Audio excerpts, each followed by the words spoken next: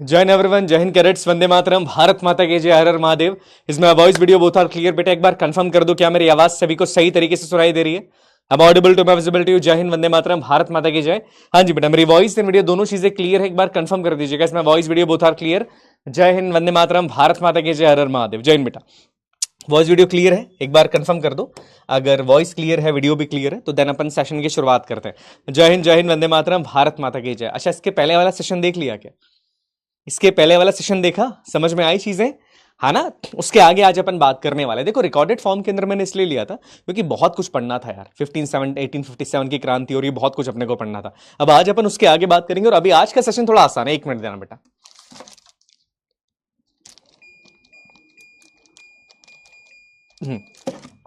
आज का सेशन जो है ना, आज का सेशन ये वाला आसान है, इसलिए बहुत बड़ा भी नहीं और ये आसान भी है। आज अपन बात करेंगे इंडियन रेनेसॉ के बारे में। रेनेसॉ का मतलब क्या होता है, पहले मुझे बताओ, what is the meaning of Renaissance? Renaissance का मतलब क्या होता है, पहले बताओ मुझे, उसके बाद अपन सेशन की शुरुआत करेंगे। पर उससे पहले एक छोटा सा सवाल मैं आपसे पूछता हूं, जो लास्ट लेक्चर का ही सवाल है, और ये सवाल PYQ है। प्रीवियस ईयर के अंदर एग्जैक्टली सवाल पूछा गया। थोड़ा सा मैं सवाल पूछूं आपसे। देखो, सवाल ये था, प्रीवियस ईयर PYQ का सवाल एनडीए का, कि 1857 की क्रांति के बारे में इससे किस आदमी ने स्टेटमेंट दिया था कि it was the first war of independence. Bharat के किस महान व्यक्ति ने, भारतीय थे वो, बहुत महान व्यक्ति थे, भारत के किस महान व्यक्ति ने कहा था कि 1857 की जो क्रांति, it is the first war of independence? किसने बोला था बेटा? It's the first war of independence, कि भारत की क्रांति का पहला युद्ध है। ये बात किसने कही थी बताइए? ये PYQ एनडीए का, this is the PYQ of NDA, आपके इंडिया एग्जामिनेशन का PYQ, प्रीवियस ईयर के अंदर सवाल पूछा गया कि किसने कहा था साहब कि it is the first war of independence? किसने कहा था? बिल्कुल सही बात है, PYQ है। तो ऐसे सवाल आते हैं, है ना, बिल्कुल सही बात है। ये कहा था विनायक दामोदर सावरकर जी ने। तो देखो, बेसिक सवाल आते हैं। दूसरा एक सवाल मैं और पूछता हूं, इस 1857 की क्रांति के अंदर हम बात करें तो 1857 की क्रांति के अंदर मुझे बताओ, लखनऊ के अंदर किसने इस आंदोलन को लीड किया था? लखनऊ के अंदर कौन लीड कर रहा था? वॉज लीडिंग दैट आंदोलन इन लखनऊ। लखनऊ के अंदर कौन लीड कर रहा था इस आंदोलन को? 1857 के क्रांतिकारी के बारे में बात कर रहे हैं, और ये भी आपका PYQ है। देखो, बहुत आसान PYQ आते हैं कि भैया लखनऊ के अंदर कौन लीड कर रहा था, और लखनऊ के अंदर जो लीड कर रहा था उनके बारे में एक बड़ी इंटरेस्टिंग बात बताता हूं मैं। हालांकि देखो, मैंने लेक्चर के अंदर ये बात बताई नहीं थी, क्योंकि देखो अभी क्या है ना, अभी समय हमारे पास कम है, तो मैं थोड़ा सा भी जो एक्जैक्टली फैक्ट्स है उनके ऊपर ज्यादा बात कर रहा हूं। बिल्कुल सही बात है, बेगम हजरत महल जी, याद आ गया, बेगम हजरत महल, बहुत बढ़िया बच्चा। और पता है एक चीज बताऊं, बेगम हजरत महल भी नेपाल चली गई थी, ये भी नेपाल भाग गई थी। जैसे हमने देखा था नाना साहब नेपाल चले गए थे, ये भी नेपाल चली गई थी। नेपाल चली गई, उसके बाद इनका अता पता नहीं कि नेपाल में कहां है, इनके बारे में पता ही नहीं लगा इनके बारे में, नेपाल के अंदर कहां गई। लिटरली आज तक पता नहीं कि नेपाल के अंदर क्या हुआ इनका। नाना साहब के बारे में तो थोड़ी बहुत जानकारी थी, क्या नेपाल के अंदर चले गए।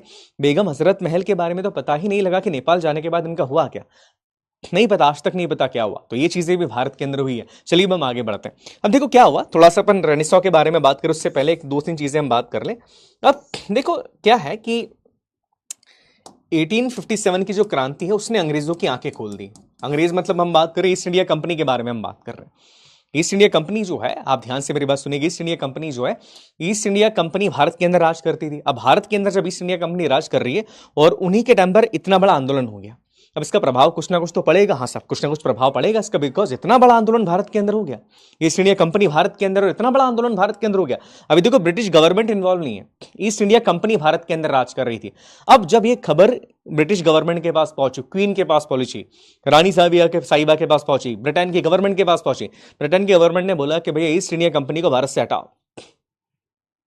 क्या करो, ईस्ट इंडिया कंपनी को भारत से हटाओ। भारत से हटाना जरूरी है ईस्ट इंडिया कंपनी को। अच्छा, क्यों हटाना जरूरी है? बोले हटाओ इनको, बिकॉज इनको भारत में राज करते नहीं आता है, ये तो क्रांतियां करवा रहे। 1857 की क्रांति और बड़ी क्रांति हो जाती है तो गड़बड़ हो जाती। अब ईस्ट इंडिया कंपनी के हाथ से शासन जाने वाला है, और याद रखना, क्वीन ने, जो रानी ब्रिटेन की, उसने सोच लिया कि भारत का शासन हम ब्रिटिश गवर्नमेंट के हाथ में देंगे। अब ये करना जरूरी हो गया, बिकॉज जितनी बड़ी क्रांति थी, इतनी बड़ी क्रांति का प्रभाव ब्रिटेन के अंदर भी पड़ा। ब्रिटेन के अंदर लोग चिल्ला रहे हैं कि इतनी ये कंपनी, छोटी सी ईस्ट इंडिया कंपनी भारत के ऊपर राज कर रही है, इसको राज करते आता है कि तो बिजनेस करने के लिए गई है। अब ये जो प्रभाव पड़ा, ध्यान से मेरी इस बात को सुनिएगा, ये जो प्रभाव है, बहुत इंपॉर्टेंट चीज याद रखिएगा, जो प्रभाव भारत के अंदर पड़ा, इसका इंपैक्ट क्या पड़ा?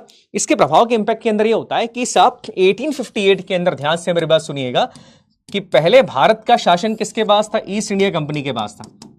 अब ये शासन डायरेक्टली आ जाएगा गवर्नमेंट ऑफ ब्रिटेन के पास। जी हां, क्वीन के पास से शासन आ जाएगा।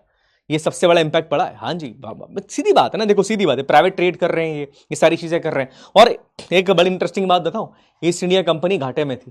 You won't believe, but east India company घाटे में थी। कोई बताएगा क्यों घाटे में थी? बहुत पैसा कमा रहे थे ईस्ट इंडिया कंपनी के लोग। ऐसा लग रहा है तुमको? नहीं भैया, लोग पैसा कमा रहे हैं, कंपनी घाटे में। अगर बहुत डिटेल में बात करूं ना, देखो आपकी बैच में बहुत डिटेल में बात करने का टाइम अपने पास है नहीं, पर नहीं बेटा, हो गया 1857 का रिपोर्ट, कहां बचा है? खत्म हो गया, रीजन बता दिया, फेल क्यों हो गया, अब थोड़ी ना बचा है ना, अब नहीं बचा है। अब देखो एक चीज याद रखना, 1857 की क्रांति के अगर घाटे में कंपनी है तो एक रीजन क्या है इसका घाटे में रहने का? ये लोग करते प्राइवेट ट्रेड। प्राइवेट ट्रेड करने के कारण क्या हो रहा है? सब प्राइवेट ट्रेड करने के कारण भैया ये करप्शन इतना कर रहे हैं कि 3 बार तो इन्होंने एलिजाबेथ जो क्वीन है उससे पैसा मांग लिया, बोले रानी साहिबा पैसा दे दो, लोन मांगने चले गए 3 बार ब्रिटेन की सरकार के पास। तो बड़ी करप्ट है कंपनी, कंपनी करप्ट है, इसलिए कंपनी, याद रखना, 3 बार तो कंपनी ने लोन मांग लिया है, दिवालिया है, ये चीज याद रखिएगा, है ना। तो पॉइंट याद रखना, ये चीजें काफी इंपॉर्टेंट है। और 1858 के अंदर ये याद रखिएगा कि जो शासन है वो किसके पास आ जाएगा? शासन जो है वो चला जाता है रानी के पास। अब क्या होता है 1858 के अंदर, 1 नवंबर 1858, ये दिन याद रखना, इस दिन दिल्ली के अंदर एक दरबार लगे, माफ कीजिएगा, इस दिन इलाहाबाद के अंदर एक दरबार लगता है। इलाहाबाद कौन सा? आज प्रयागराज, आप जिसको जानते हो प्रयागराज के नाम से, आज प्रयागराज जिसको आप नॉर्मली आज जिसको प्रयागराज के नाम से जानते हो, वहां पर एक दरबार लगता है। दरबार का मतलब क्या है? सब सारे लोगों को बुलाया जाता है, सारे जमींदार, राजा महाराजा, बोलते आप आओ, रानी जी एक अनाउंसमेंट करने वाली, जो क्वीन है हमारी, वो क्वीन एक अनाउंसमेंट करने वाली। सारे लोग डरे हुए, अरे क्या अनाउंसमेंट करने वाली? अरे भैया क्या अनाउंसमेंट करने वाली? इतनी बड़ी बात हो गई, रानी साहिबा क्या अनाउंसमेंट करने वाली? अब अनाउंसमेंट ये सबको पता है कि भैया अब कंपनी जा रही है और रानी साहिबा आ रही है, मतलब कंपनी जा रही है और ब्रिटिश गवर्नमेंट अब भारत के अंदर राज करेगी। पर सब बड़े परेशान है। परेशान क्यों है? परेशान इसलिए, जैसे जो लोग सैनिक थे ईस्ट इंडिया कंपनी में, वो परेशान है कि यार हमारी जॉब चली जाएगी क्या, बिकॉज कंपनी तो जा रही है, अब हमारी जॉब चली जाएगी क्या।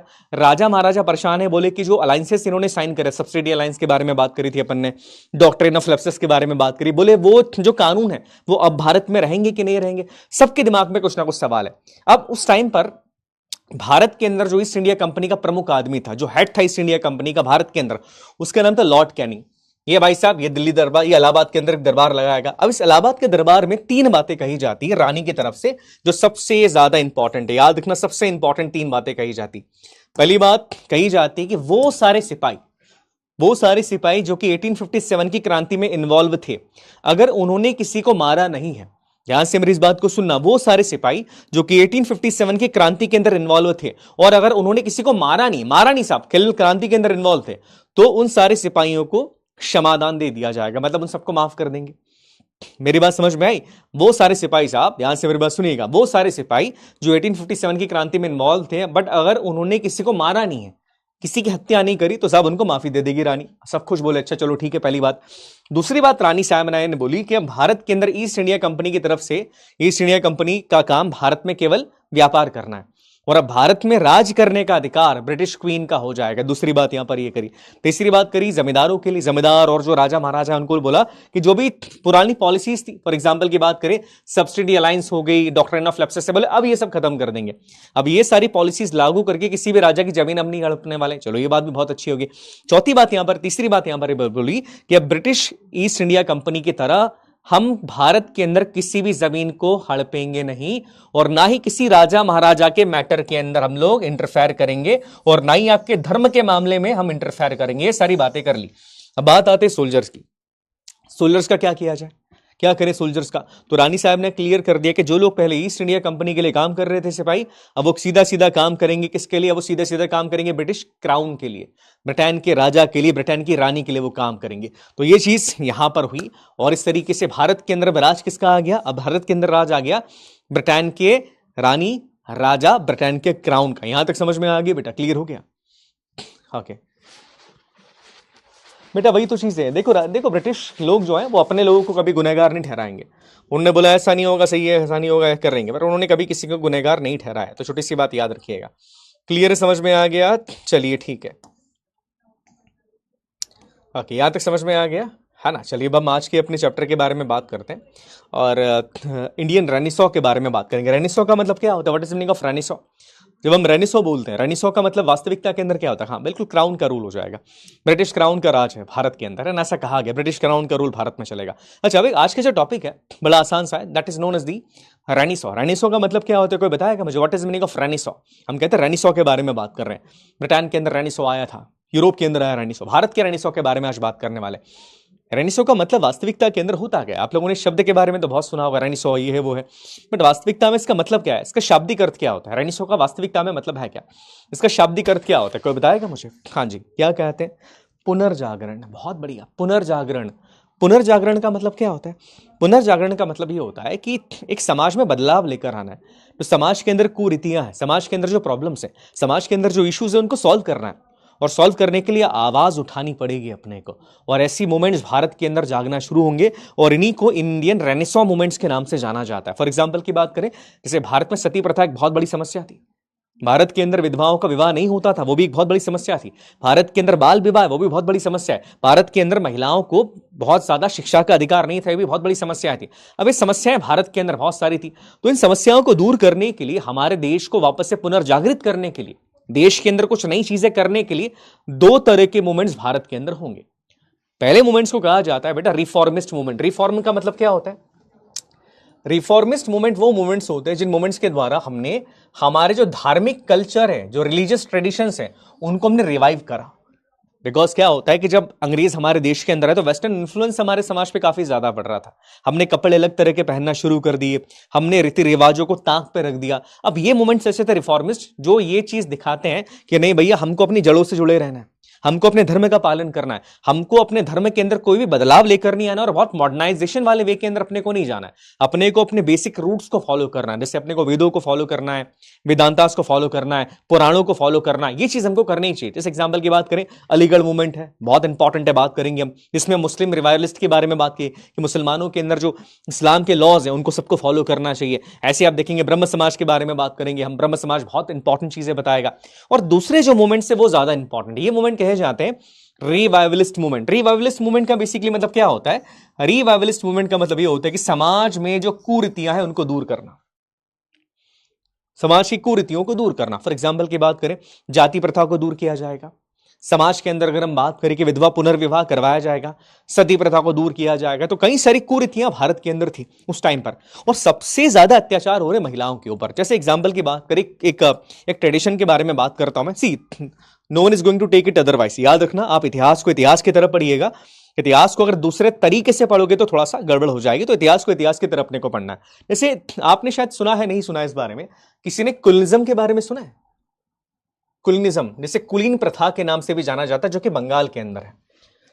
कुलीन प्रथा, किसी ने सुना है कुलीनिज्म के बारे में? भारत में बहुत सारी मूवीज इसके ऊपर बनी। अभी एक मूवी आई थी छोटी सी बच्ची की शादी करवा दी जाती है। मेरे को मूवी का नाम याद नहीं आ रहा, इट्स अ हॉरर मूवी, मेरे को एक्जैक्टली नाम याद नहीं आ रहा। समवन हैज टोल्ड मी कि इट्स अबाउट द कुलीनिज्म प्रथा, उसके बारे में मेरे को suddenly, that's why I saw that movie. पूरी तो नहीं देखी मैंने मूवी, पर हाँ थोड़ी सी मैंने यहाँ पर देखी थी movie.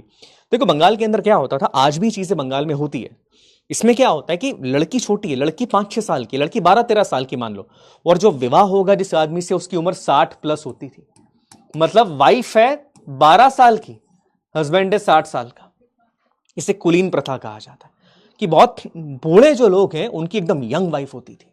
Yes, that is the kulinism. इसे कुलीन प्रथा कहा जाता है। अब इसमें क्या होता है साहब, आदमी तो मर जाएंगे, दादाजी 60 साल है, 70 साल में ऊपर चले गए, 10 साल बाद भी गए तो ये लड़ी महिला तो 22 साल के अंदर ये लड़की विधवा हो जाएगी। और विधवा तो होगी, और विधवा होने के बाद वापस शादी भी नहीं कर सकती, और विधवा होने के बाद इसको कर देंगे सती। हाँ, सती कर देंगे, इसको जला देंगे जिंदा।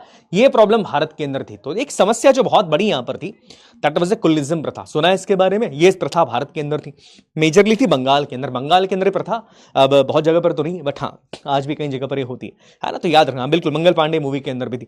दूसरी जो प्रथा भारत के अंदर बड़ी खतरनाक थी, इट वाज सती प्रथा। सती का मतलब क्या होता है? सती का मतलब ये होता है कि देखिए, महिला का पति अगर मर जाएगा तो महिला अपने पति के साथ अपने आप को जला लेती थी। पहले ये वॉलंटियर था, बेटा याद रखना, इट वाज द वॉलंटियर। ये वॉलंटियर होता था पहले, वॉलंटियर ये चीजें होती थी। किसी महिला को अगर करना है तो वो अपने मन से करती थी, पर बाद में इसको कंपलसरी कर दिया था। कंपलसरी का मतलब पता है क्या होता है? अगर मान लो महिला का पति मर गया, अब देखो वही चीज अपन वही वाला केस लेते हैं। पति है 70 साल का, वाइफ 22 साल की, पति मर गया तो 22 साल की लड़की को डंडे मार के बेहोश करेंगे। पहले डंडे मार के बेहोश करेंगे, ध्यान से मेरी बात सुनना, डंडे मार के पहले उसको बेहोश कर देंगे। बेहोश करने के बाद उसको इस चिता के ऊपर ले जाके फेंक देते हैं। डंडे मार के बेहोश करेंगे और बेहोश करने के बाद चिता के ऊपर ले जाके फेंक देंगे और उसको जिंदा जला देते थे। और आसपास ये लठैत खड़े रहते। लठैत कौन है दिख रहा है? हाथ में लठ है इनके। जैसी ये महिला जलती हुई बाहर निकलेगी फिर डंडा मार के इसको अंदर कर देंगे। मतलब आप देख नहीं सकते वो दृश्य। ये चीजें भारत के अंदर होती थी। तो सती प्रथा को कंपलसरी कर दिया था, जो विच वॉज नॉट कंपलसरी। अब भारत के अंदर जब हम रेनेसॉ के फादर के बारे में बात करते हैं, who is the father of Renaissance? पुनर्जागरण का जनक भारत के अंदर कौन है? ये वो व्यक्ति है जिन्होंने भारत के अंदर से सती प्रथा को समाप्त कर दिया था। बिकॉज इनके जीवन में इन्होंने खुद सती प्रथा को होते हुए देखा था। इनकी खुद की एक भाभी थी। इनकी भाभी सेम था, भैया की उम्र ज्यादा, भाभी की उम्र कम थी। इनकी भाभी को मां के समान प्यार करते थे और इनकी भाभी को सती कर दिया गया था। और इस बात से बड़े घृणित थे, बड़े दुखी थे कि यार बड़ा होके मैं सती प्रथा को खत्म करूंगा। किसके बारे में बात कर रहे हैं हम? बताइए, किस महान व्यक्ति के बारे में हम बात कर रहे हैं जिन्हें फादर ऑफ इंडियन रेनेसॉ के नाम से जाना जाएगा? भारत के पुनर्जागरण के जनक के नाम से भी इनको जाना जाता है। किसके बारे में बात कर रहे हैं बच्चा? बताओ बताओ, थोड़ा सा दिमाग लगाओ, थोड़ा बहुत समझ में आ रहा होगा। सती प्रथा, भारत के पुनर्जागरण के जनक के बारे में बात कर रहे हैं। बिल्कुल सही बात है, बिल्कुल सही बात है। देखिए हम यहां पर बात कर रहे हैं। ओके, बिल्कुल सही बात है, बिल्कुल, हाँ बिल्कुल सही। हम यहां पर बात कर रहे हैं राजा राम मोहन रॉय के बारे में। याद रखिएगा, ये थे राजा राम मोहन रॉय और ये भारत के पुनर्जागरण के जनक। याद रखिएगा, is the known is the father of Indian Renaissance. Bharat के अंदर पुनर्जागरण के जनक है राजा राम मोहन रॉय। इनकी खुद की भाभी के साथ ये चीज हुई। तो देखो इनके जीवन में ये बड़े इंटरेस्टिंग आदमी। इंटरेस्टिंग क्यों बोल रहा हूं मैं इनके बारे में? अगर मैं क्लियरली बताऊं, ये 12 भाषाएं बोलते हैं। बहुत पढ़े लिखे आदमी, 12 भाषाएं बोलने वाला आदमी। 12 भाषाएं कोई बोल रहा है, सोचिए कितनी बड़ी बात है। 12 भाषाएं बोलते हैं। 12 भाषाएं बोलने के साथ इन्होंने सती प्रथा को खत्म कर दिया। सती प्रथा को खत्म कैसे किया? देखो अंग्रेजों के साथ टर्म्स इनके बहुत बढ़िया, बातचीत करते हैं अंग्रेजों से, पढ़े लिखे आदमी। तो उस टाइम पर भारत का जो वायसराय है, वायसराय मतलब समझते हो ना, अंग्रेज राज का भारत में प्रमुख, कि साहब भारत के अंदर जो मेन हेड है अंग्रेजों की तरफ से, वो वायसराय था लॉर्ड विलियम बेंटिक। इसका नाम था विलियम बेंटिक। इसके साथ ये बातचीत करते हैं राजा राम मोहन रॉय।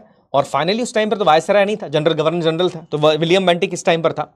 और इसके साथ बातचीत करके राजा राम मोहन रॉय क्या करते हैं, एक रेगुलेशन लेकर आते हैं। इस रेगुलेशन का नाम याद रखना बेटा, रेगुलेशन 17 ऑफ 1829।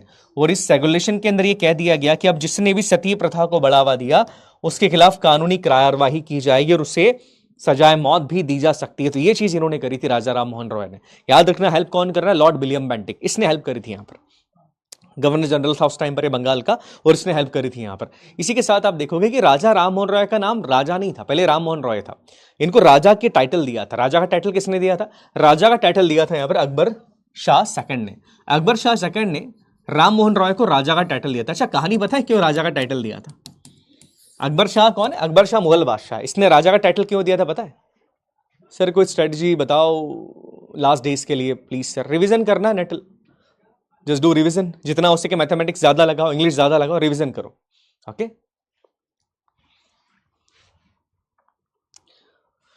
देखो क्या होता है, गड़बड़ बच्चा करेगा मैथ्स में, जीएटी आप फाड़ दोगे, मैं जानता हूँ। जीएटी तुम्हारा सबका बहुत बढ़िया जाएगा, ये मैं खुद खेल रहा हूँ। जीएटी तुमने अगर शक्ति देख लिया, क्लासेस कर ली, जीएटी बहुत बढ़िया जाएगा तुम्हारा, बहुत ही बढ़िया जाएगा।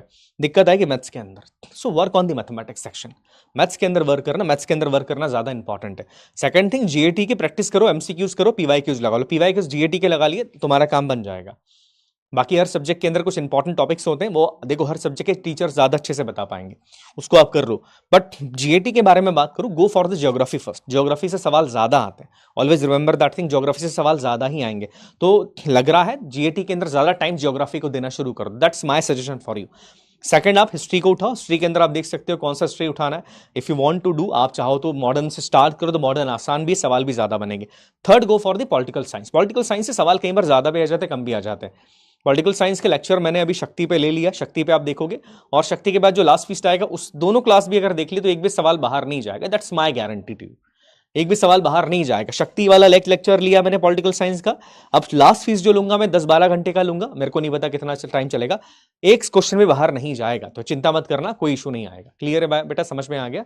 ओके, नहीं सब्जेक्ट वाइज कट ऑफ नहीं होता बेटा, कट ऑफ जो है वो आपका पेपर वाइज होता है। ओके, चलो आगे बात करते हैं। हाँ, अब राजा मोहन रॉय को देखो क्या था, अकबर शाह जो सेकंड है ना, बेसिकली ये जो है मुगल बादशाह था। अब ये अकबर शाह सेकंड मुगल बादशाह। अब क्या होता है, मुगल बादशाह को उस टाइम पर पेंशन वेंशन अंग्रेज सरकार देती थी। अब ये भाई साहब अपनी पेंशन बढ़वाना चाहते हैं। राजा राम मोहन रॉय का क्या है, विदेशियों से, अंग्रेजों से बड़ी अच्छी दोस्ती आ रही थी, बिकॉज बड़ी अच्छा आदमी थे, दोस्ती आ रही थी। तो अपनी पेंशन बढ़वाने के लिए इन्होंने राजा राम मोहन रॉय को बोला कि सर आप जाके मेरी पेंशन बढ़वा दो। तो राजा राम मोहन रॉय गए इसके इनके बारे में बात करी, इनको टाइटल दिया, बोले मैं आपको राजा का टाइटल दे रहा हूँ, मेरी पेंशन बढ़वा दो। पर अंत में क्या हुआ भैया, पेंशन बढ़ी नहीं उस आदमी की, मना कर दिया अंग्रेजों ने, बोले यार उसकी पेंशन नहीं बढ़ानी। तो ये छोटी सी बात थी। तो ये छोटी छोटी बातें राजा राम मोहन रॉय के बारे में याद रखिएगा। अब इन्होंने सबसे पहले जिस ऑर्गेनाइजेशन की स्थापना करी है उसका नाम था, शुरुआत में 1855 में 1815 के अंदर ही करेंगे, दैट इज द आत्मीय सभा। ये सवाल आया है, आत्मीय सभा के संस्थापक कौन है, राजा राम मोहन रॉय। उसके अलावा कई सारे काम करे इन्होंने। फॉर एग्जाम्पल की एक बात की जाए, देखो राजा राम मोहन रॉय हमेशा जाति प्रथा का विरोध भी कर रहे हैं, बोले जाति पाति नहीं होनी चाहिए, आपस में लड़ाई मत करो, सारे धर्म है क्या। तो एक किताब लिखते हैं, इस किताब का नाम था तोहफात उल मुजाहिदीन। ये किताब का मतलब है द गिफ्ट ऑफ मोनोथिस्ट, कि भैया भगवान एक ही है। बहुत बढ़िया किताबें लिखते हैं। इसके बाद इन्होंने 1817 के अंदर हिंदू कॉलेज की स्थापना करी, है ना। डेविड हेयर एक बड़े विदेशी आदमी, इनके बड़े अच्छे मित्र भी थे, उनके साथ इन्होंने हिंदू कॉलेज की स्थापना करी। इसके बाद इन्होंने एक किताब लिखी है परसेप्ट्स ऑफ जीसस, क्रिश्चियनिटी के ऊपर एक किताब लिखी। तो किताब एग्जाम के अंदर आती है बेटा, है ना, छोटी छोटी बातें याद रखिएगा। इसके अलावा इन्होंने एक पॉइंट इनका याद रखना, 1821 में इन्होंने भारत का पहला न्यूज़पेपर निकाला, ऐसा न्यूज़पेपर जिसको किसी इंडियन ने पब्लिश किया। इसके पहले न्यूज़पेपर भारत के अंदर है, पर वो अंग्रेज पब्लिश कर रहे हैं, अंग्रेज उसके अंदर न्यूज़ लिख रहे हैं। ये भारत के पहले आदमी है, याद रखिएगा, कि भारत का पहला न्यूज़पेपर ये निकालते हैं, जिसका नाम था बंगाल वीकली, बंगाली भाषा के अंदर है ये बंगाल वीकली, बंगाली भाषा के अंदर ये न्यूज़पेपर आता था। और एक दिन 7 दिन में एक दिन आएगा। इसका नाम था सम्माद कुमुदनी, याद रखिएगा, बंगाली वीकली है, कि बंगाली भाषा में 7 दिन में, सप्ताह में एक बार ही आता था। और याद रखना, ये भारत का पहला न्यूज़पेपर है जिसको बना भी कौन रहा है, एक इंडियन बना रहा है, मैनेज भी एक इंडियन कर रहा है, और पब्लिशर भी एक इंडियन है। तो ये सवाल एग्जाम के अंदर आ सकता है। पर मेरे को एक बात बताओ कि राजा राम मोहन रॉय ने किसकी स्थापना करी, किस चीज के लिए उनको जाना जाता है राजा राम मोहन रॉय को, है ना। हालांकि देखो कई सारी किताबें और लिखते हैं, जैसे एग्जाम्पल की बात करें, एक पर्शियन भाषा के अंदर एक न्यूज़पेपर निकालते थे, मिरात उल अकबर, ये भी इन्होंने निकाला है। वेदांता कॉलेज की स्थापना करी, कई सारे काम इन्होंने करे। पर राजा राम मोहन रॉय को एक चीज के लिए जाना जाता है, एक ऑर्गेनाइजेशन के नाम से इन्होंने एक ऐसा ऑर्गेनाइजेशन खोला जो भारत में आज तक स्टेब्लिश है। किसके बारे में बात कर रहे हैं हम?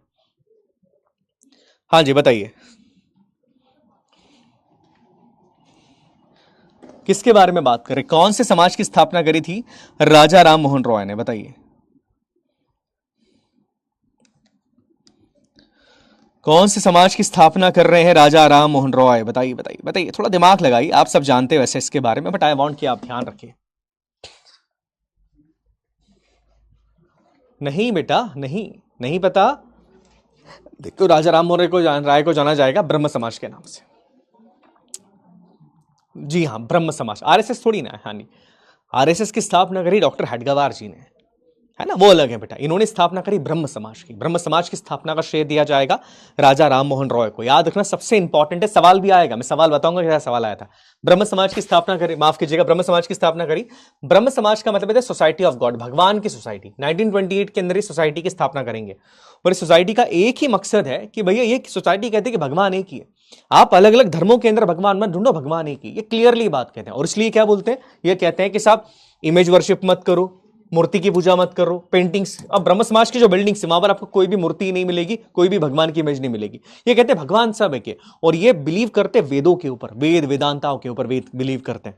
हमारे 4 वेद, ऋग्वेद, सामवेद, यजुर्वेद और अथर्ववेद, इन 4 वेद उपनिषदों, इनके ऊपर बिलीव करते हैं। बोले इनको मानो, बोले बाकी चीजें मत करो, बोले इन चीजों को मानोगे तब आप समाज के अंदर और आगे निकल पाओगे। तो ये कुछ पॉइंट्स याद रखिएगा। इन्होंने क्लियरली कहा ब्रह्म समाज ने कि जाति प्रथा नहीं होनी चाहिए, विडोरी मैरिज करवानी चाहिए, मतलब विधवाओं को पुनर्विवाह करवाओ, बच्चों का विवाह मत करवाओ, आइडल वर्शिप का मना कर दिया कि मूर्ति पूजा मत करो, एक ही शादी करवानी चाहिए, 2 शादियां, एक से ज्यादा शादियां मत करवाओ, अवतार वर्शिप के लिए मना करेंगे, सती सिस्टम को इन्होंने अपोज करा, सेक्रीफाइस को अपोज करा। मतलब वो सारी चीजें जो महिलाओं के सम्मान के लिए खतरा है, उन सबको दूर करने का काम इस समाज ने किया था। अब याद रखना, यहां पर एक गड़बड़ हो गई है, पब्लिशर ने कर दी है। भाई साहब 1828 है, वो भाई साहब ने 1928 कर दिया। तो मेरे टाइप करने वाले भैया को माफ कर देना, ठीक है। इट्स 1828, सॉरी, यहां पर लिखा था। ओके चलिए, यहां तक क्लियर हो गया बच्चा, ब्रह्म समाज क्लियर हो गया, यहां तक क्लियर हो गया, ब्रह्म समाज क्लियर है। ब्रह्म समाज क्लियर हो गया, आगे बढ़े। ब्रह्म समाज से सवाल आए हैं, हाँ जी आते हैं सवाल। यहां तक क्लियर हो गया है ना। हाँ 1828 बच्चा, वो गड़बड़ कर दी थी उन्होंने।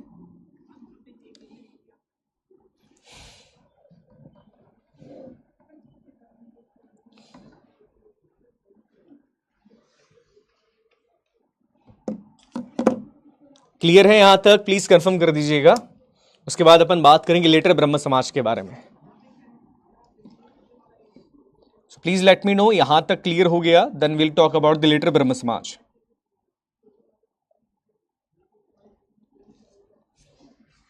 क्लियर है? अब देखो, अब हम बात करेंगे लेटर ब्रह्म समाज के बारे में। देखो क्या होता है कि राजा राम मोहन रॉय के बाद अब क्या किया जाए, जब उनकी मृत्यु हो जाती है तो ब्रह्म समाज की बागडोर एक ऐसे आदमी को दी जाती है जो ऑलरेडी बहुत रिनोन नाम था बंगाल के अंदर। इनका नाम था देवेंद्रनाथ टैगोर। याद रखिएगा, देवेंद्रनाथ टैगोर ब्रह्म समाज को ज्वाइन करेंगे 1842 के अंदर, बाद में ज्वाइन करते हैं। इसके पहले भी देवेंद्रनाथ टैगोर एक बहुत बड़े ऑर्गेनाइजेशन को लीड कर रहे थे, इसका नाम था तत्वबोधिनी सभा। याद रखिएगा, तत्वबोधिनी सभा की स्थापना देवेंद्रनाथ टैगोर ने करी। अब क्या होता है, कहानी, छोटी सी कहानी सुनना। क्या होता है, देवेंद्रनाथ टैगोर ने ब्रह्म समाज को टेक ओवर कर लिया, मतलब इनको हेड बना दिया गया। अब देवेंद्रनाथ टैगोर ने कहा कि देखो, मैं अकेला इतने बड़े ब्रह्म समाज को संभाल नहीं सकता, मेरे को एक ऐसे आदमी की जरूरत है जो मेरे ब्रह्म समाज के काम को बांट ले, हम दोनों आपस में काम बांट लेंगे। बिकॉज ब्रह्म समाज बहुत बड़ा है, अकेले अगर मैं इसको लीड करने बैठा तो साहब बड़ी समस्या आ जाएगी, इसको लीड करना बहुत मुश्किल है, बहुत सारा टाइम लग जाएगा। तो एक आदमी को अपॉइंट करते हैं। सुनना कहानी छोटी सी। इन आदमी का नाम था केशव चंद्र सेन। सुना इनके बारे में? केशव चंद्र सेन जो है, इनको ये बोलते कि चलो आप भी मेरे साथ ब्रह्म समाज को ज्वाइन करो। केशव चंद्र सेन भी बहुत बढ़िया आदमी थे, बहुत बढ़िया सोशल वर्कर थे भैया, बहुत बढ़िया काम करते थे बंगाल के अंदर, इनका बड़ा नाम था। अब इनको एज आचार्य के तौर पे, मतलब एज प्रोफेसर के तौर पे ब्रह्म समाज के अंदर 1858 के अंदर अपॉइंट कर दिया जाता है। और इनको कहा जाता है कि आप यूपी, पंजाब, बंबई, मद्रास, यहां पे जाओ और यहां जहां पे जाकर आप ब्रह्म समाज की जो टीचिंग से उनको आप प्रचार करो, उनको फैलाओ, ब्रह्म समाज को फेमस करो। अब केशव चंद्र सेन जो है, ध्यान से मेरी बात सुनिएगा, ये जो है इनकी मेथड्स बहुत अलग है, बड़ी अलग है। ये ब्रह्म समाज की मेथड से अलग ही बात करते हैं। ब्रह्म समाज क्या बोलता है कि भैया महिलाओं का विवाह, छोटी बच्चियों का विवाह नहीं करवाना है। याद रखिएगा, छोटी बच्चियों का विवाह नहीं करवाना, छोटी बच्चियों का विवाह नहीं करवाना है, चाइल्ड मैरिज नहीं करवानी। और ये क्या करते हैं पता है? इनकी खुद की बेटी थी, इनकी खुद की बेटी है, या इनकी खुद की बेटी 13 साल की थी। अपनी खुद की बेटी का विवाह, 13 साल की इनकी बच्ची है, अपनी खुद की बेटी का जो विवाह है ये कूच बिहार के राजा के साथ करवा देते हैं। ये देखो इन्होंने कर दिया, अपनी खुद की बेटी, 13 साल की बच्ची इनकी है, देखो बड़ी छोटी सी बच्ची थी 13 साल की, और अपनी खुद की बेटी का विवाह ये करवा देते हैं महाराज ऑफ कूच बिहार से। कूच बिहार वाला एक एरिया है, वहां के महाराज से शादी करवा दी। अब इससे ब्रह्म समाज के लोग चिढ़ गए, बोले यार गलत है, तो गलत है, तो बहुत गलत चीजें हैं, तो ये जब नहीं करना चाहिए, आपने शादी करवा दी, इनसे करवा दी। अब ये चीजें जब हुई तो ब्रह्म समाज से इनको निकाल दिया गया, बोले आप निकलो भैया, आप जो है हमारे समाज की जो रीति रिवाज है आप उसको फॉलो नहीं कर रहे हैं। अब ये गुस्सा होगा, बोले चलो निकाल दो, मेरे को कोई दिक्कत नहीं। और ये अपनी खुद की एक सोसाइटी बना देंगे जिसका नाम रखा जाएगा लेटर ब्रह्म समाज। तो याद रखना, लेटर ब्रह्म, माफ कीजिएगा, अपनी नई सोसाइटी बनेंगे जिसका नाम था ब्रह्म समाज ऑफ इंडिया। याद रखिएगा, इन्होंने अपना अलग ब्रह्म समाज बना दिया, ब्रह्म समाज ऑफ इंडिया। तो ब्रह्म समाज ऑफ इंडिया के फाउंडर कौन है? केशव चंद्र सेन। आई बात समझ में? क्लियर है? समझ में आ गया? केशव चंद्र सेन ब्रह्म समाज के फाउंडर है, ये चीज याद रखना काफी इंपॉर्टेंट है। क्लियर है? हाँ जी, बिल्कुल याद रखना, अपने टाइम पे कॉन्सेप्ट ही भूल गए, तो ये चीजें यहां पर करी इन्होंने। अब इसके बाद क्या होता है कि इसके बाद देवेंद्रनाथ टैगोर जी को लगा कि यार ये तो नाम सेम सेम हो रहे हैं हमारे, लोग कंफ्यूज हो रहे हैं, ब्रह्म समाज लेटर, ये वो ब्रह्म समाज, रियल ब्रह्म समाज, ये वो। तो केशव, जो देवेंद्रनाथ टैगोर जी थे, उन्होंने भी आइडिया लगाया, बोले यार ऐसे तो केशव चंद्र सेन का जो ब्रह्म समाज ऑफ इंडिया है, लोग उसको पुराना ब्रह्म समाज ना समझ लें। तो उन्होंने क्या करा, देवेंद्रनाथ टैगोर जी ने अपने ब्रह्म समाज का नाम चेंज कर लिया और इसका नाम रख दिया आदि ब्रह्म समाज। आदि मतलब ओल्ड वाला ब्रह्म समाज। तो याद रखना, आदि ब्रह्म समाज की स्थापना भी किसने करी है? देवेंद्रनाथ टैगोर जी ने ही करी है। तो छोटी सी बात याद रखना बेटा, ये मेरे को लगा आपको बताना चाहिए, तो ये चीजें मैंने बता दी। क्लियर हो गया? समझ में आ गया? क्लियर है? समझ में आ गया? चलिए, तो ये छोटी छोटी बातें याद रखना, एग्जाम के अंदर चीजें आ सकती है। ओके, समझ में आ गया। अब हम बात करेंगे एक ऐसे मूवमेंट के बारे में जो कि बंगाल का बहुत बड़ा मूवमेंट है। अच्छा, एक सवाल का जवाब मुझे दो, हमने जितने मूवमेंट्स के बारे में बात करी, ब्रह्म समाज के बारे में बात कर रहे हैं हम, आर्य समाज के बारे में बात करेंगे, आदि ब्रह्म समाज के बारे में बात करेंगे हम, राजा राम मोहन रॉय जी के बारे में बात करेंगे, तो मेरे को एक बात बताओ, सारे के सारे मूवमेंट्स बंगाल से शुरू क्यों हो रहे? Why the Bengal? Why Bengal is that much important? Sir history में सिर्फ मेन टॉपिक्स नोट कर ले तो नहीं, कोई प्रॉब्लम नहीं है बेटा, there is no issue, issue कुछ नहीं होता है। हाँ जी, हाँ जी, हाँ मेरे को बताओ, वाई वाई बंगाल? बंगाल से चीजें क्यों शुरू हो रही है? Why Bengal on top? Bengal बोलो भाई टॉप पे, सब बंगाल से शुरू हो रहा है, ऐसा काहे के लिए? वाई बंगाल भैया बताइए जल्दी, काहे के लिए बंगाल है?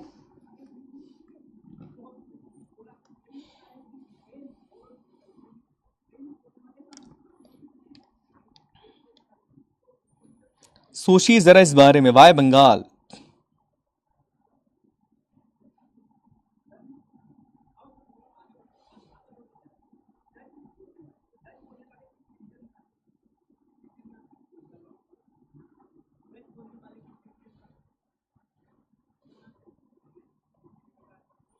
बिल्कुल सही।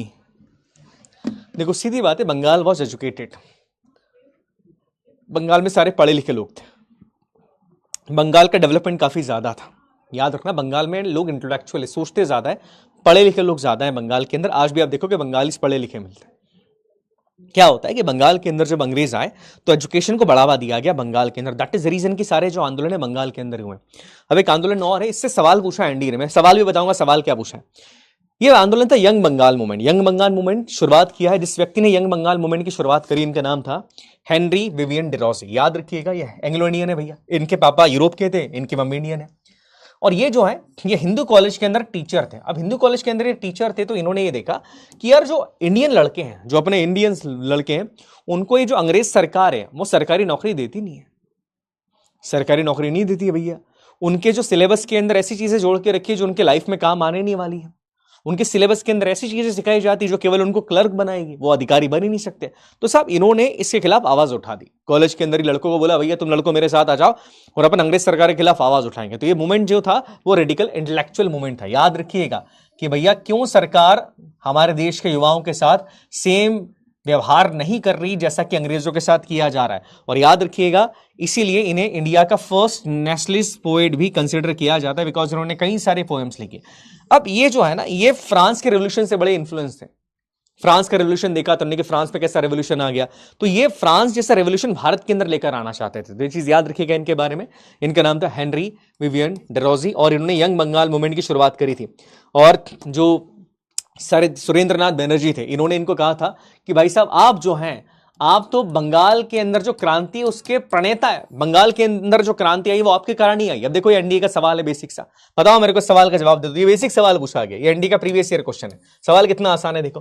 Who among the following was the founder of the young Bengal movement? कौन थे भैया यंग बंगाल मूवमेंट के फाउंडर? देखो सवाल आसान आते हैं, कंफ्यूज नहीं होना। सवाल बहुत सारे करवाऊंगा मैं, सवाल आसानी है। कौन थे भैया यंग बंगाल मूवमेंट के फाउंडर? जल्दी बता दो। Was the founder of the Young Bengal movement?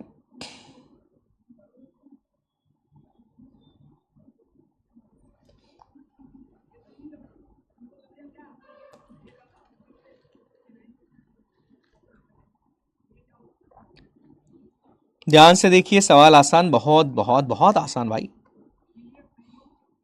बहुत आसान सवाल। बिल्कुल सही बात है, option number A, Henry Vivian Derozio. आएगा समझ में? आसान है, देखो बहुत आसान है, मैं पहले ही कह रहा हूं, फिर बोल रहा हूं बेटे, सवाल बड़ा आसान आता है, ठीक है। सवाल में बहुत डिफिकल्टी नहीं आएगी। फिर भी देखो 82.35% ही बच्चे जवाब दे रहे हैं। ये गड़बड़ ना ही करना है बच्चों। चलिए,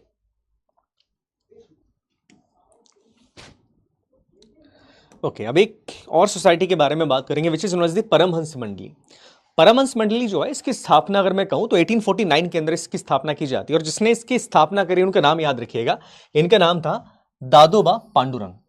ये मेजर थे और इनके साथ थे मेहता जी दुर्गाराम। इन दोनों ने मिलकर परमहंस मंडली की स्थापना करी। याद रखिएगा, परमहंस मंडली की स्थापना इन दोनों ने करी। अब शुरुआत में इनका जो मेजर मकसद था वो ये था कि समाज के अंदर जो कुरीतियां, जैसे जातिवाद के बारे में बात करें, जाति प्रथा के बारे में बात करें, महिलाओं के ऊपर जो अत्याचार किया जा रहा है उसको इनको कम करना है। और इन्होंने क्लियरली कहा कि देखो, there is one God, religion based, one love and moral conduct. सीधी सी ये बात करते थे। ये कहते थे साहब कि मानव धर्म सभा की फिलोसफी इनकी सेम। और ये कहते थे कि देखो हम सब इंसान हैं, जाति पाति, हिंदू मुस्लिम सिख ईसाई, हम सब ये बाद में है, पहले हम सब जो है इंसान है। हम सबको एक इंसान की तरह एक दूसरे को ट्रीट करना चाहिए। और इसी के साथ इस सोसाइटी ने जिन चीजों के ऊपर जोर दिया है, आप देखेंगे ध्यान से, वर्शिप ऑफ वन गॉड, एक भगवान की पूजा करो। मॉरल कंडक्ट मतलब भैया समाज में मॉरलिटी के साथ रहो। फ्रीडम ऑफ थॉट्स के बारे में बात कर रहे हैं। अब देखो सवाल इससे पूछ लिया, बड़ा आसान सवाल था। सवाल देखो कितना आसान है, सवाल ये पूछ लिया यहां पर। सवाल देखना बच्चा ध्यान से, the founders of the Paramhansa Mandali founded in Maharashtra believe in which one of the following. जो परमहंस मंडली के फाउंडर थे बेटा, वो इनमें से किस चीज में बिलीव करते थे? बड़ा आसान सवाल है, जो अपन ने पढ़ा उसी में से सवाल आ गया। इसलिए कह रहा हूं बेटा, इस लेक्चर को देखना, सवाल यहां से आते हैं। कोई बात नहीं बेटा, फीवर आ गया है, कोई बात नहीं बेटा, जितना हो सकता है उतनी पढ़ाई कर लो। I am happy at least you are trying. Try करना बड़ा इंपॉर्टेंट है। बहुत बढ़िया बच्चा।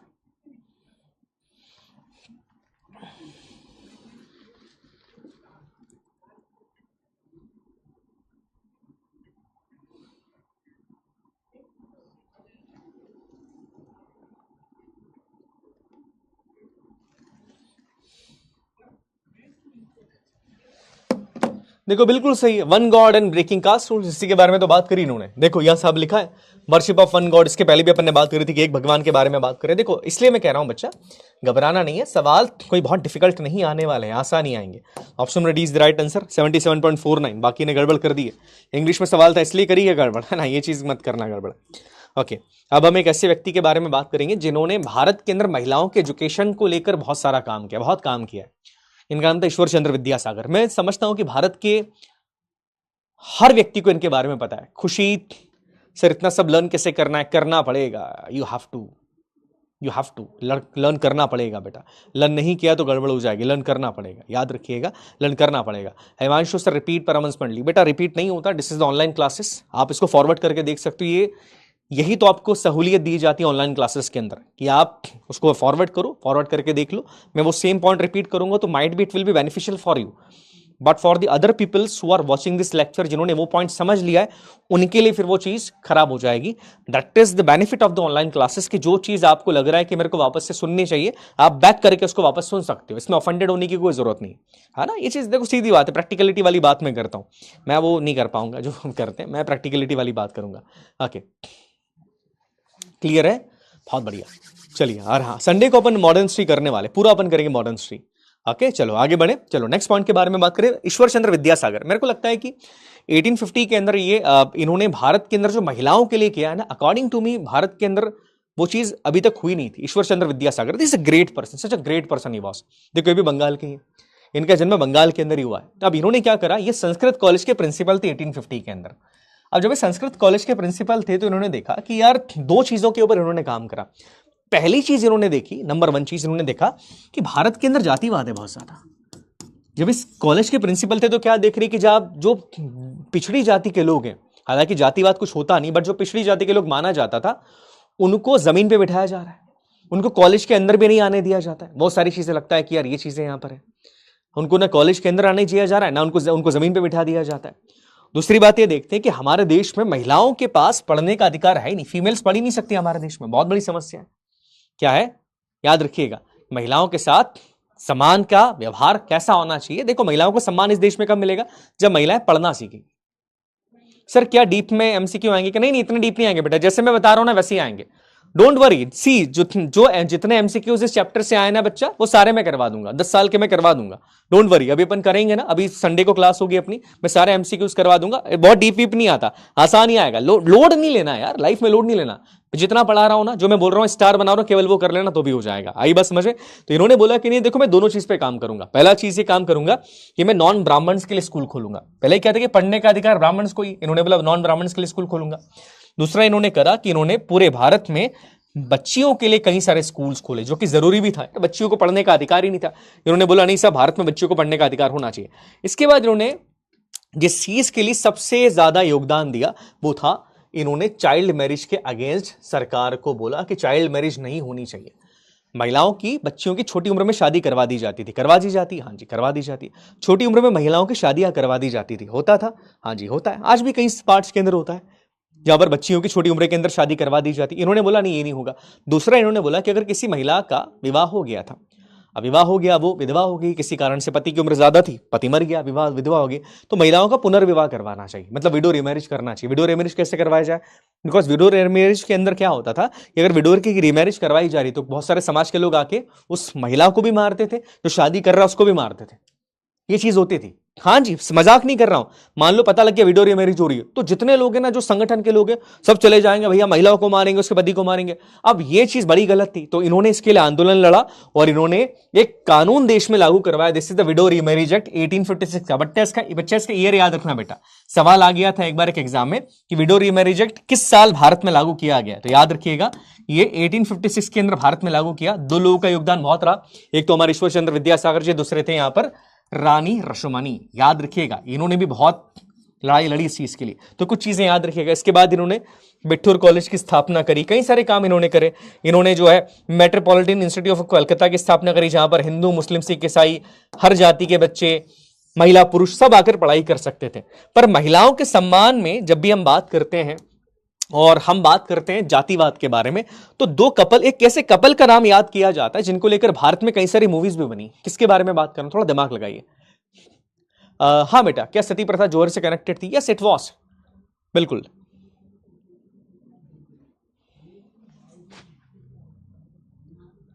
सर इस कंट्रीब्यूशन के कारण इनके समाज से, हाँ देखो क्या होता है कि समाज से बहिष्कार हर व्यक्ति को झेलना पड़ता है। अगर आप समाज की विचारधारा से कुछ अलग हटके करने की कोशिश करोगे तो समाज का आपको एक तरीके से कह सकते हैं कि नफरत आपको झेलनी पड़ती है समाज की। यार अगर क्लियरली फॉर एग्जांपल की बात करें कि अगर आज मैं कहूं कि नहीं मैं कुछ अलग करना चाहता हूं, तो समाज छोड़ो परिवार की नफरत आपको झेलनी पड़ती है। होता है ऐसा? बिल्कुल ऐसा होता है परिवार के अंदर। फॉर एग्जाम्पल की बात करें, आपके फादर का बिजनेस है, you are in the business, you are from the business family, बहुत बढ़िया पैसा कमा रहे हैं। अब अगर तुम बोल दो कि पापा से बाबा मेरे को आर्मी ज्वाइन करनी, माइट भी पॉसिबल कि साहब आप जो है आपके परिवार में लोग बोले अरे क्या कर रहा है, हटाओ, आपके परिवार में आपका विरोध शुरू हो जाएगा। तो जब कोई व्यक्ति समाज के अंदर एक बदलाव लाने की कोशिश करता है, उसको विरोध तो झेलना पड़ता है ना। बिकॉज सीधी बात है, आप एक बदलाव की कोशिश कर रहे हैं, बदलाव जब तक नहीं आता जब तक एक आप विरोध नहीं झेल लेंगे। बदलाव का पर्याय विरोध होता है, तो विरोध तो होना ही वाला है ना, याद रखिएगा। तो याद रखना ये चीज यहां पर थी। हाँ बिल्कुल, हम बात करें इन कपल के बारे में, हम बात कर रहे हैं यहां पर ज्योतिराव एंड सावित्रीबाई फुले के बारे में। याद रखिएगा ये दोनों कपल्स का योगदान भारत में जाति प्रथा को खत्म करने में, महिलाओं के सम्मान के लिए लड़ने में बहुत ही ज्यादा था। बहुत ज्यादा मैं क्यों बोल रहा हूं? बिकॉज बेटा ये दोनों पिछड़ी जाति से आते हैं, समाज ये दिक्कत है। ईश्वर चंद्र विद्यासागर जी खुद एक बड़े संभ्रांत परिवार से, बट अगर हम बात कर रहे हैं यहां पर ज्योतिराव फुले जी के बारे में, सावित्रीबाई फुले जी के बारे में, ये खुद एक पिछड़ी जाति से आते हैं। याद रखिएगा, जैसे एग्जाम्पल की बात करें, इनको माली कम्युनिटी के अंदर इनका दोनों का जन्म होता है, महाराष्ट्र के अंदर ही है। और याद रखिएगा इन्होंने जितनी परेशानियां झेली अपने परिवार के अंदर, अपने समाज के अंदर, अपने देश के अंदर, मुझे नहीं लगता किसी भी कपल ने यहां पर झेली होगी। आई वांट कि इनको लेकर एक मूवी बनी, आप देखिएगा, बहुत इंपॉर्टेंट है, देखिएगा इन मूवी को। चलिए अब आगे बात करें, अब नेक्स्ट पॉइंट के बारे में बात करें। इन्होंने स्थापना करी सत्य शोधक समाज की। याद रखिएगा द ट्रुथ सीकर सोसाइटी। सवाल आया है, ये पीवाईक्यू है बेटा, याद रखिएगा। कहां है पीवाईक्यू? ये देखो, कहां गया पीवाईक्यू? देखो दिख रहा है, हाँ जी ये देखो पीवाईक्यू है बच्चा, ये देखो पीवाईक्यू एनडी का। Which one of the following organisation was started by Jyotirao Phule? Satya Shodhak समाज। समझ में आ गया बेटा? देखो ऐसे सवाल आएंगे, बेसिक सवाल आते हैं। तो लड़ना अपने को, चंबल की इतिहास बताऊंगा बेटा तोमर साहब, बिल्कुल बात करेंगे इसके बारे में, है ना। चलिए सत्य शोधक समाज के बारे में बात की जाए तो इन्होंने सत्य शोधक समाज की स्थापना करी 1873 में। अब इनका एक ही मकसद है बेटा, महिलाओं के लिए सम्मान की बात करना, पढ़ाई लिखाई के बारे में बात करना और सोशल सर्विस करना, मतलब जातिवाद को खत्म करना। तो ये चीज याद रखिएगा। अब यहां पर इनको लेकर जो 2-3 चीजें इंपॉर्टेंट है जिससे सवाल पूछे जाते हैं। पहली बात, यहां पर ज्योतिराव फुले जी की 2 किताबें हैं, बहुत इंपॉर्टेंट किताब है, याद रखिएगा। 2 किताबें इनकी एग्जाम के अंदर आती है, और समय मिले तो जीवन में पढ़ना कभी ना कभी, है ना, कभी ना कभी समय मिले तो पढ़ना। पहली किताब का नाम है गुलामगिरी। गुलामगिरी पढ़ी किसी ने? पढ़िएगा, बहुत बेहतरीन किताब है, बहुत ही बेहतरीन किताब। दूसरी सार्वजनिक सत्य धर्म। हालांकि दैट बुक इज नॉट इतनी इंटरेस्टिंग नहीं लगेगी आपको, बट गुलामगिरी कभी समय मिले तो पढ़िएगा, ये चीज याद रखिएगा। इसके बाद इन्हें महात्मा का टाइटल दिया गया था। किसने दिया था महात्मा का टाइटल? इन्हें दिया था विट्ठल राव जी ने, विट्ठल राव कृष्ण जी वेदांकर। ये बहुत बड़े रिफॉर्मिस्ट थे, बहुत बड़े संत आप इनको कह सकते हैं। इन्होंने इनको टाइटल दिया था महात्मा का, जो बहुत बड़ी बात थी कि समाज के स्वर्ग से आते हैं और ये चीजें यहां तक लेकर जाते हैं, याद रखिएगा। आई बात समझ में? हाँ ना, तो ये चीज याद रखिएगा, ठीक है, समझ में आ गया। तो ये पॉइंट याद रखिएगा, ये काफी इंपॉर्टेंट है। इसके बाद लॉन्ग विद द वाइफ, है ना, इन्होंने फिर नेटिव फीमेल स्कूल की स्थापना करी पुणे के अंदर अपनी वाइफ के साथ। तो ये ज्योतिराव फुले जी के बारे में बात है, बट हमें केवल ज्योतिराव जी के बारे में बात नहीं करनी, हमें सावित्रीबाई फुले के बारे में भी बात करनी, बिकॉज इन्होंने भी महिलाओं के सम्मान के लिए बहुत सारे काम किए। पहले बात, इन्होंने महिला सेवा मंडल की स्थापना करी, याद रखिएगा। दूसरी बात, इन्होंने एक प्रथा को खत्म किया था महाराष्ट्र के अंदर। बेसिकली क्या होता था, अगर किसी महिला का पति मर जाता था तो महिला के बाल काट जाते थे। सुना है इस प्रथा के बारे में किसी ने? नॉर्मली क्या होता है साहब, अगर हम लोग जो हैं किसी महिला, किसी पुरुष के, नॉर्मली क्या होता है कि अगर परिवार में किसी की मृत्यु हो जाती तो परिवार के पुरुषों के बाल काटे जाते हैं। यहां पर प्रथा ये थी कि परिवार में अगर किसी महिला के पति की मृत्यु होगी तो महिला के बाल काट देंगे, उसके पूरे बाल काट देते थे महिला के। इन्होंने बोला कि अरे तो गलत है, आप जो वुमेन्स की शेविंग कर रहे हो, विडोज की जो हेड को शेव कर देते हो, इसको खत्म करना चाहिए, और इसको इन्होंने बंद करवाया। इसके बाद इन्होंने बाल हत्या प्रतिबंधक गृह, याद रखिएगा, प्रिवेंट इन्फेसाइड इन 1863, एक कानून लागू करवाया जिसका नाम था बाल हत्या प्रतिबंधक गृह। क्या मतलब है इसका? 1863 के अंदर काम करवाया। देखो क्या होता था पहले, महिला अगर किसी के घर में बच्चा ने जन्म लिया, बच्चे के जन्म लेते ही, ध्यान से मेरी बात सुनिएगा, बच्चे के जन्म लेते ही अगर वो बच्चा दिख गया कि ये लड़की है, उसको दूध में डुबा दिया जाता था। पता है इसके बारे में? दूध के ड्रम में डाल देंगे, मार देते हैं, सीधी बात है, दूध के ड्रम में डाल दिया जाता था। सुना है किसी ने इसके बारे में? बेटा बताता हूं आरती बारी साहब, पहले अपन ये कर ले बेटा, अभी थोड़ा सा ये ज्यादा इंपॉर्टेंट है बच्चा ना। देखो बहुत सारी चीजें अपन कभी भी बात कर सकते हैं, this things are really important, ये एग्जाम के लिए ज्यादा इंपॉर्टेंट है। सोचो बच्ची पैदा हुई है, बच्ची को दूध के जार में ढकेल दिया जाएगा, दूध के जार में डाल देंगे उसको, दूध के जार में डालते हैं, डूब के बच्ची मर जाती थी। और कभी कभी अगर मैं बात करूं, अगर कुछ एरियाज में तो बच्ची को पटक के मारा जाता था, ये चीज होती थी। बच्ची है तो मार देंगे, इसको खत्म करना था, इसके लिए इन्होंने कानून लागू करवाया। बोले नहीं, अब इसने ये, जो इसने भी बाल हत्या करी उसको सजा दी जाएगी। तो ये चीज भारत के अंदर इन लोगों के द्वारा ही हुई है। तो सोचिए कितना बड़ा योगदान है इनका। इसके बाद इनकी भी दो किताब है, काव्या फुले, है ना। बस ये कुछ चीजें इनके बारे में याद रखिएगा। चलिए यहां तक क्लियर हो गया, समझ में आ गया। ओके, चलिए यहां तक समझ में आ गया बेटा। ओके चलिए, अब आगे हम बात करने वाले एक ऐसी संस्था के बारे में जिससे एग्जाम में सवाल पूछे गए हैं कई बार। तो पहले मैं उन संस्था के बारे में बात कर दूं, उसके बाद हम आगे चीजों के बारे में बात करेंगे। अब हम बात करेंगे भारत के एक ऐसी संस्था के बारे में जहां पर आज भी लोग शादी करने जाते हैं। कहां जाते हैं लोग शादी करने? दो डिफरेंट डिफरेंट कास्ट के लोग हैं, दो अलग अलग जातियों के लोग हैं, वो शादी करने कहां पर जाते हैं? बताओ मेरे को, कहां शादी करने जाते हैं? है ना, पता होगा आपको कहां शादी करने जाते हैं, बताओ मेरे को। दो डिफरेंट डिफरेंट जातियों के अगर लोग हैं तो वो शादी करने, विवाह करने कहां जाएंगे? सब यहां हम विवाह करने जा रहे हैं। कहां पर जाते हैं विवाह करने? आप सब जानते हो यार, बताओ कहां जाते हैं?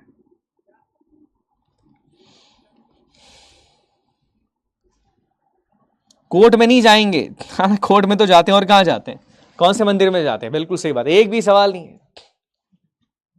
लाहौर थोड़ी जाएंगे, कोर्ट में जाएंगे नहीं यार, एक संस्था के पास जाते हैं, आर्य समाज। बिल्कुल सही बात है, आर्य समाज के मंदिर में जाते हैं। बोले आर्य समाज के मंदिर में जाके शादी कर ली। जी हाँ, इसी आर्य समाज के बारे में हम बात करने वाले हैं। और आर्य समाज के संस्थापक कौन है?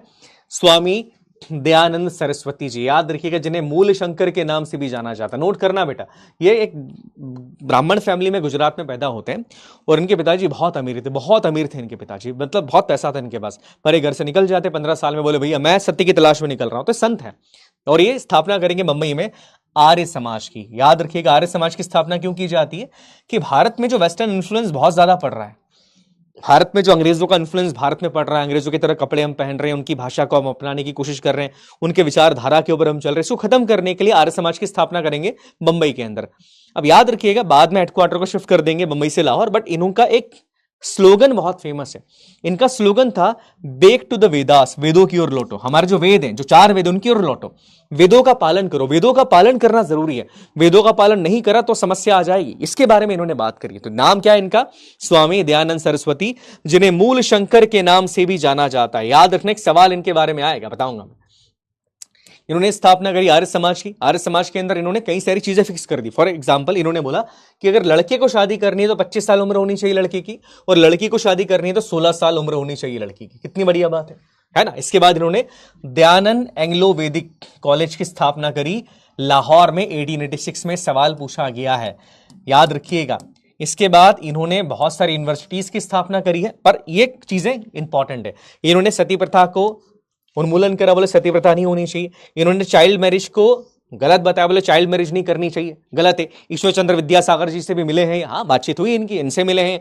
इन्होंने बोला आइडल वर्शिप मत करो, इन्होंने बोला कि हर अंधविश्वास पे भरोसा मत करो। तो ये सारी बातें इन्होंने करी। अब एक सवाल पूछा गया था आर्य समाज को लेकर, और इस सवाल को ध्यान से देखिएगा। हालांकि कुछ किताबें देख लीजिएगा, ईश्वर चंद्र विद्यासागर जी भी इनके मित्र थे, मिले भी हैं उनसे, मैं फिर बता रहा हूं इस चीज के बारे में। अब इन्होंने जो किताब लिखी है स्वामी दयानंद सरस्वती जी की, वो एक किताब बड़ी फेमस है, that is Satyarth Prakash, the most important book. कभी समय मिले तो पढ़िएगा, एग्जाम के अंदर पूछी गई है।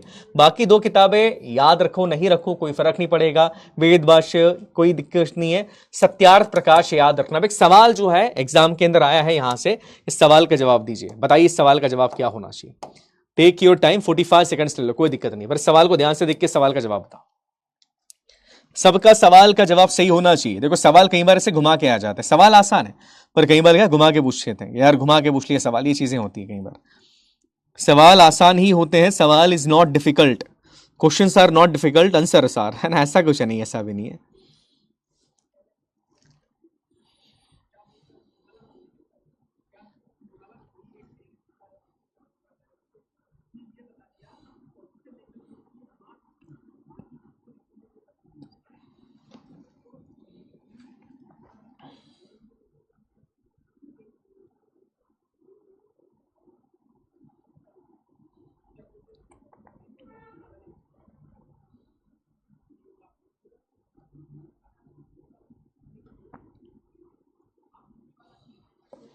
कर लिया, चलो देखते हैं। देखो, पहला, he was oppose to the worship of the idols of gods and goddesses. Worship का अपोज किया इन्होंने, हाँ किया था, वर्शिप का अपोज किया। अभी हमने देखा कि यार मना करते थे, वर्शिप नहीं करना चाहिए, इसके बारे में बात करी हम, बिल्कुल सही। रिगार्डेड द वेदास एज इनफेलिएबल, इन्होंने वेदास को बोला इट इज इनफेलिएबल। अब एक सवाल ये आता है, what is the meaning of infallible, पहले इसका मतलब बताओ। नहीं, इस सवाल के बारे में बात कर रहे हैं, पहले क्वेश्चन 2 के बारे में। इनफेलिएबल का मतलब क्या होता है पहले बताइएगा। उसके बाद had meet and had discussed with Ishwar Chandra Vidyasagar, हाँ ये तो बात इन्होंने करी थी। अब यहां पर बच्चा वो फंसेगा जिसको इनफेलिएबल का मतलब नहीं आता। What is the meaning of infallible, what is meaning of infallible, infallible का मतलब बताओ बेटा मेरे को। ये शब्द अगर समझ में आ गया तो ये वाला सवाल अपन कर देंगे, फिर इस सवाल के बारे में बात करेंगे। अच्छा, आपने इस सवाल का आंसर दे दिया क्या? अरे यार मेरे को लगा तुमने ये सवाल देखा, कोई दिक्कत नहीं। हाँ चलो इसका आंसर दो, इनफेलिएबल का मतलब क्या होता है, व्हाट इज मीनिंग ऑफ इनफेलिएबल। अच्छा पहले सवाल का जवाब देते, कोई नहीं अपन पहले सवाल का जवाब देख लेंगे, दिक्कत थोड़ी ना है, लोड नहीं लेना, पहले सवाल का देख लूंगा मैं, कोई दिक्कत नहीं, आंसर पहले सवाल का देख लेंगे। चलो ठीक है, पहले वाले का कर देख लेते हैं, आ जाओ। अच्छा, consider the following statement about Dayanand ji reform in say the social order where different caste perform functions suitable to their status determined by the merits. ये तो गलत है भैया, कैसे? दयानंद सरस्वती जी ने ऐसा रिफॉर्म किया कि हर जाति का अलग अलग काम था, मेरिट बेस पे जाति डिवाइड करे, नहीं ये गलत है। अरे भैया उन्होंने तो जाति प्रथा का विरोध किया था, उन्होंने तो जाति प्रथा का विरोध करा। ये स्टेटमेंट पता है क्या बोल रहा है? दयानंद सरस्वती जी जो रिफॉर्म करा उसके द्वारा उन्होंने सोशल ऑर्डर सेट कर दिया भैया, कि पहले तुम फिर तुम फिर तुम, नहीं ये नहीं किया उन्होंने। Dayanand ji robust Vedic counterpart challenge the masculine west that had enslaved the Aryavarta. बिल्कुल सही बात है, ये बात सच है भैया कि उन्होंने वेदों को मजबूत किया और जो वेस्टर्न सोसाइटी के अंदर चीजें कही जा रही थी, वेस्टर्न थॉट्स को उन्होंने चैलेंज किया। ये बात बिल्कुल सही, option number B is the right answer. तो पहले का आंसर तो ऑप्शन नंबर बी। देखते हैं कितने परसेंट बच्चे हैं, 22.91, बाकी ने सी कर दिया है ना। दिमाग लगाओ थोड़ा सा, क्या है भैया, इंग्लिश समझो। अच्छा इसका आंसर बता दो मेरे को। हाँ, इनफेलिएबल, इनफेलिएबल का मतलब क्या होता है? What is meaning of infallible, infallible का मतलब बताइए मुझे, व्हाट इज मीनिंग ऑफ इनफेलिएबल। ये शब्द देखो, ये दो स्टेटमेंट तो सही है, मैंने कहा था डिस्कस करी, मिले भी थे ईश्वर चंद्र विद्यासागर जी से। इनफेलिएबल का मतलब क्या होता है, what is meaning of infallible, infallible का मतलब क्या होता है? ध्यान से सोचिए, व्हाट इज मीनिंग ऑफ इनफेलिएबल, ध्यान से देखो, जल्दी सोचो। सेकंड का सी बोल रहे हो, अच्छा देखते हैं। इनफेलिएबल,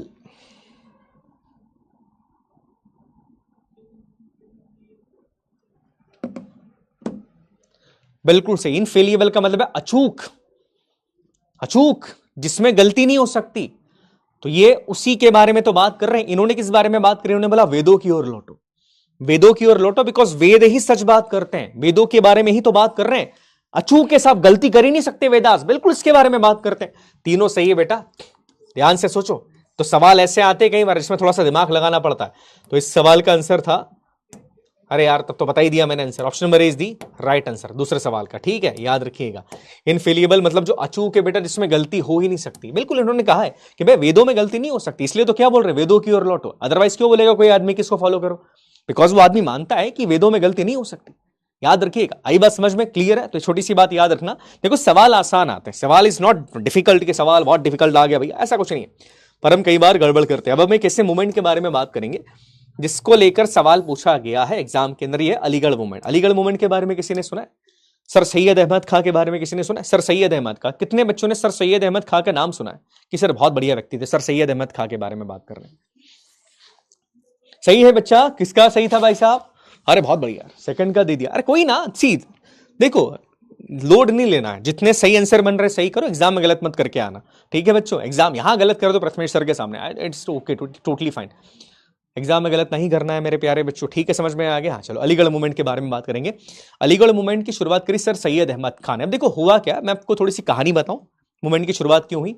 देखो 1857 की जब क्रांति हुई थी तो क्या हुआ था, अंग्रेजों के दिमाग में था कि देखो मुस्लिम्स जो हैं वो हमारे लिए कभी भी लॉयल नहीं हो सकते, क्योंकि बहादुर शाह जफर, पता ना, बहादुर शाह जफर को लीडर बना दिया था और कई सारे मुसलमानों ने अंग्रेज के अगेंस्ट पार्टिसिपेट किया था, बहुत पार्टिसिपेट किया।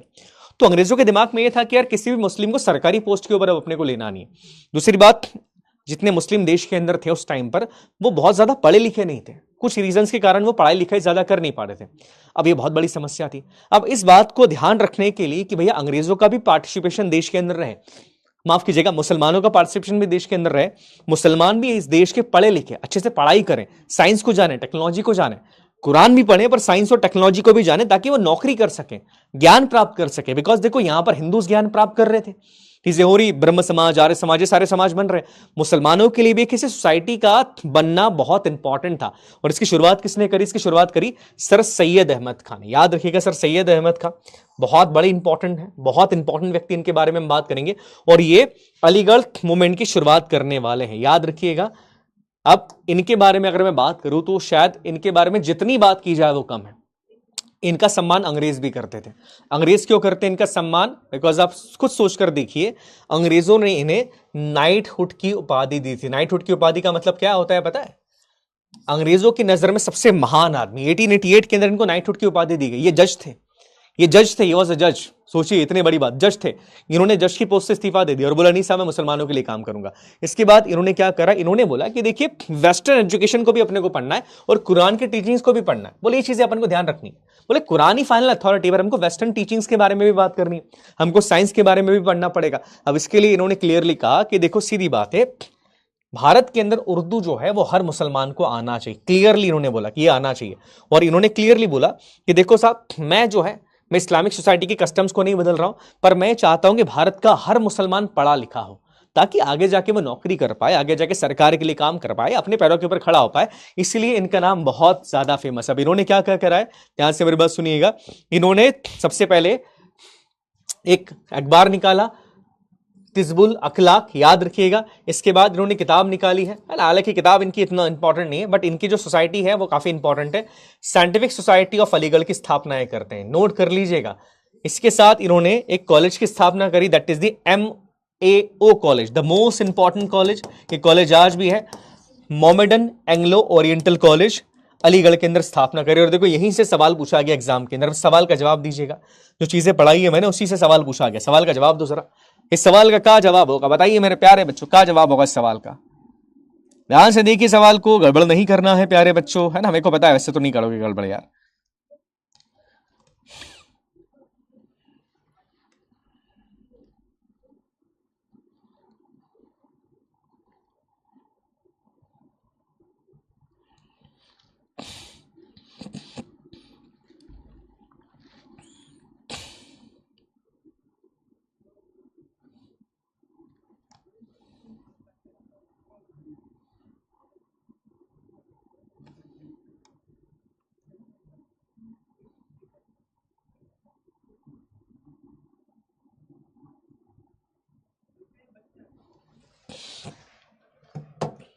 ये देखो पहला स्टेटमेंट है, Mohammedan Anglo Oriental College was founded by the Aligarh by the Syed Ahmed Khan. बिल्कुल सही है।